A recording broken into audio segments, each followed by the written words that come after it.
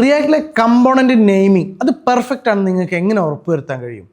ഇല്ല എന്നുണ്ടെങ്കിൽ അതിന് ഇപ്പോൾ എയുടെ സഹായം നമുക്ക് എടുക്കാൻ പറ്റും. നമ്മളൊരു കമ്പോണൻറ്റ് ക്രിയേറ്റ് ചെയ്ത് കഴിഞ്ഞാൽ ഈ കമ്പോണൻറ്റ് ഈ പ്രോജക്റ്റിൽ ഒരുപാട് സ്ഥലങ്ങളിൽ ഉപയോഗിക്കേണ്ടി വരും. അതിനെയാണല്ലോ നമ്മൾ റീയൂസബിലിറ്റി എന്ന് പറയുക.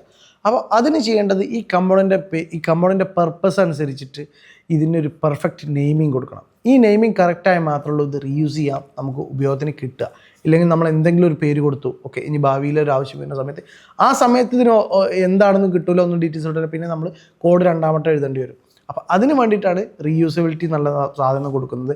പിന്നെ വേറൊരു ഡെവലപ്പർ വരുന്ന സമയത്ത് അവർക്കിത് പെട്ടെന്ന് കണ്ടാൽ മനസ്സിലാവും.